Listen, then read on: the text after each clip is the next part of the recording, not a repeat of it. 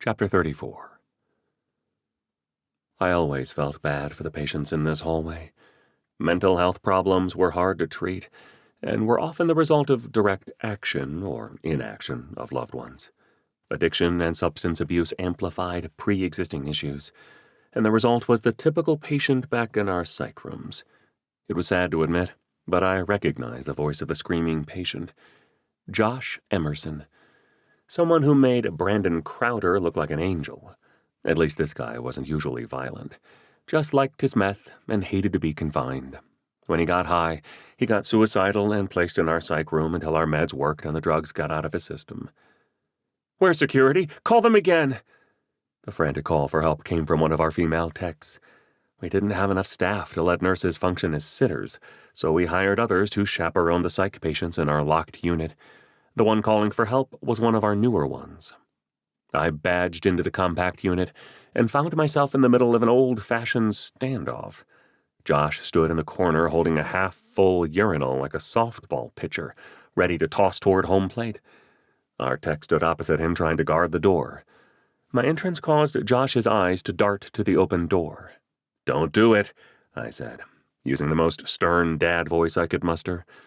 Unfortunately, I wasn't talking to Josh. I was talking to the methamphetamines coursing through his veins, working their hardest to convince him everyone was out to get him, including me. "Stay back!" He twisted left and pushed the urinal closer to us. The tech and I both raised our hands and took a step back. "No one wants to hurt you," I said. "We need you to go back into your room, where we can talk about this and figure out a way to help you." "I heard you call for security. I'm getting out of here before they show up. If you try to stop me, you're going to get wet." I ran the scenarios through my mind. Could I disarm him of his disgusting weapon before he deployed? Was it worth a month of my life to not get drug-laced urine tossed all over me? Or was the better option to let security track him down in the parking lot? "Open the door, now!" His eyes, combined with the sweat dripping off his face, told me we were out of time.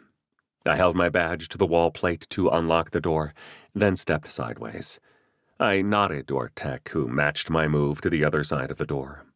Josh bolted forward, his urinal held like a baton during a relay race. And that's what this was, a race to rein him in before he hurt himself or someone else. I made it through the door just as he turned left into the next hallway, the one that headed to the ambulance bay. He'd been here enough times to know the quickest way out. This might be the first time he'd left the department without stealing pocketfuls of whatever supplies he could find. Two breathless security officers entered the hallway behind me. "Where?" they asked. I pointed down the hall toward the ambulance bay. "It's Josh. He's on meth and acting paranoid. Be careful with him." The tech and I stepped aside and allowed them to run past. We followed a few steps behind. I heard them both shout and then groan. We found them flat on their backs and struggling to get back up. The older one held his hand out toward me in a warning. "Careful, the floor is covered in some liquid, as slick as can be." I spied the empty urinal against the far wall.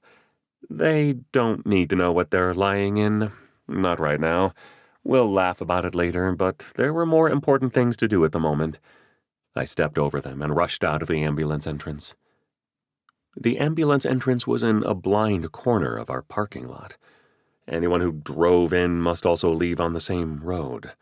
Josh knew that, and so he must have headed to the right. I headed that way at a jog. Tires screeched from the parking lot ahead, followed by a thump, as if a plastic bumper had struck a traffic cone. The screams that followed ruined my mental image of the accident. That was no cone. "What was that?" I asked our tech as we broke into a full sprint.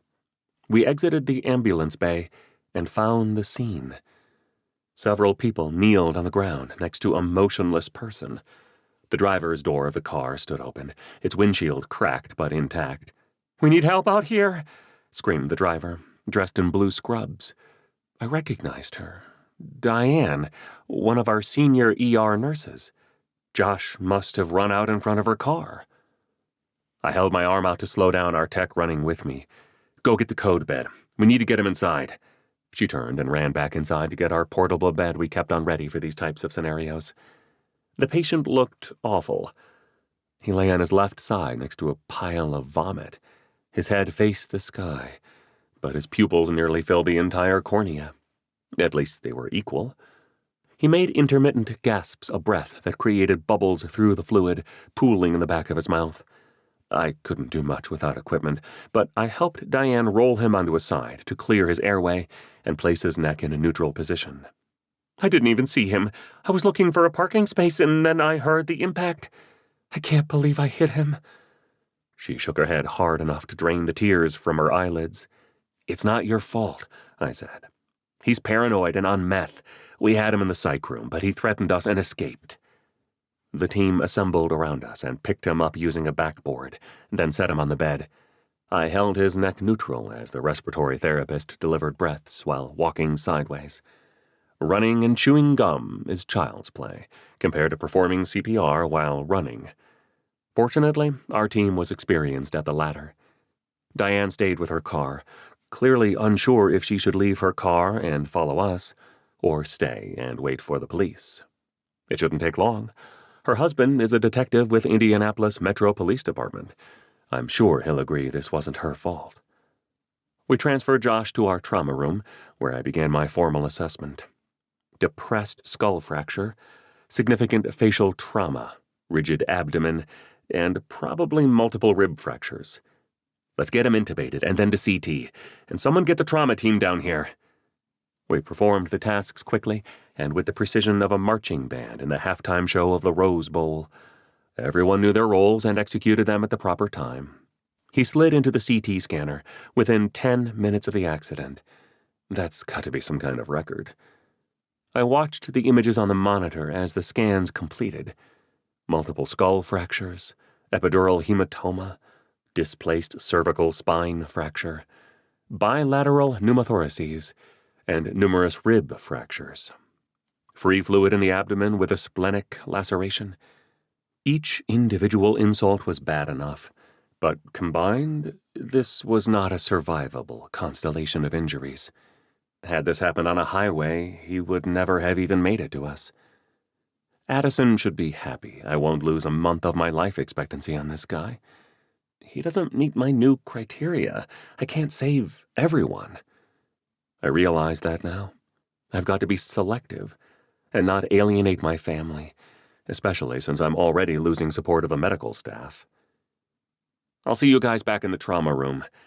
I'm going to reach out to his family. He won't survive this injury, but maybe he can be a donor.